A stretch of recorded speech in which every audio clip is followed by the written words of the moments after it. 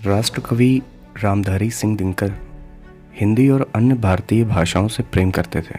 उनके लेखन और वक्तव्यों में हिंदी और भारतीय भाषाओं के प्रति उनका लगाव झलकता है। जब दिनकर राज्यसभा के सदस्य थे तो उस दौर में हिंदी को लेकर काफ़ी चर्चा हुई थी। 6 मई 1963 को राज्यसभा में दिनकर ने हिंदी को लेकर अपनी बात रखी थी।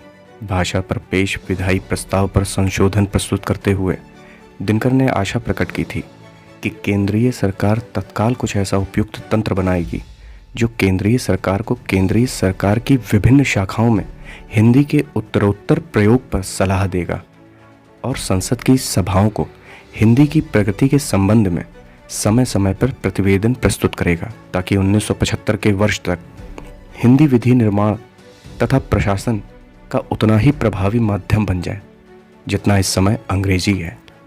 दिनकर की चिंता स्वाधीनता के बाद हिंदी को उसका उचित अधिकार नहीं मिलने को लेकर थी।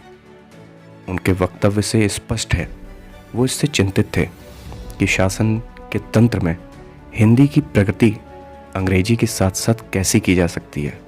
उन्होंने उस वक्त के गृह मंत्री लाल बहादुर शास्त्री के एक वक्तव्य को भी अपनी चिंता से जोड़ा था। हम अंग्रेजी को अनिश्चित काल के लिए जीवन दान दे रहे हैं, अनंत काल के लिए नहीं। दिनकर ने गृह मंत्री के इस वाक्य को उद्धृत करते हुए अपना मत रखा था। जिस पर सरकार इस बारे में कार्य करती है उससे मुझे भय होता है कि वह कल की बात अनंत काल तक बढ़ जाएगी। दिनकर हिंदी को राजभाषा बनाए जाने और फिर 15 वर्षों के बाद उसकी समयावधि बढ़ाने को लेकर सशंकित थे। दिनकर की आशंका स्वाधीन भारत में सही साबित हुई और हिंदी को राजभाषा से राष्ट्रभाषा बनाने की कोशिश कल करते हुए सचमुच अनंत काल तक चलती जा रही थी। हिंदी को देश की राष्ट्रभाषा बनाने का प्रश्न बहुत पुराना है।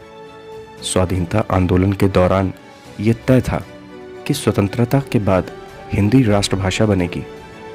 गांधी भी अपने लेखों और भाषणों में इसके आग्रही दिखते हैं। वो अपनी पत्रिका और अपने वक्तव्यों में इस बात के संकेत देते रहते थे कि हिंदी को स्वाधीनता के बाद राष्ट्रभाषा का दर्जा मिलना चाहिए। गांधी जी तो स्वराज्य के लिए भी भारतीय भाषाओं को आवश्यक मानते थे। 1921 में उन्होंने कहा था, अंग्रेजी के ज्ञान के बिना भी भारतीय मस्तिष्क का सर्वोच्च विकास संभव होना चाहिए। अंग्रेजी से प्रेरणा लेने की गलत भावना से छुटकारा होना स्वराज्य के लिए अत्यावश्यक है।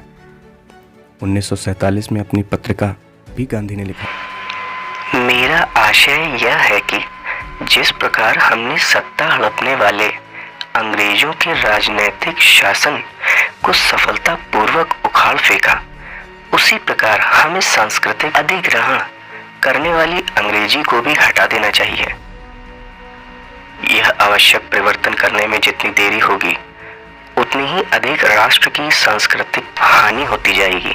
गांधी निरंतर अंग्रेजी को हटाने की बात कर रहे थे, लेकिन उनके अनुयायी और स्वाधीनता के बाद सत्ता में आए नेता गांधी की इन बातों को राजनीतिक वजहों से नज़रअंदाज करते रहे। संविधान सभा में सदस्यों ने भाषा संबंधी गांधी की भावनाओं का ध्यान नहीं रखा। भाषा के प्रश्न पर लगातार बहस से बचते रहे और उसको अंतिम बैठकों के लिए टालते रहे। आखिरकार 12 सितंबर 1949 को संविधान सभा में भाषा के प्रश्न पर बहस आरंभ हुई। चर्चा 3 दिनों तक चली। तमाम तरह के तर्क वितर्क हुए।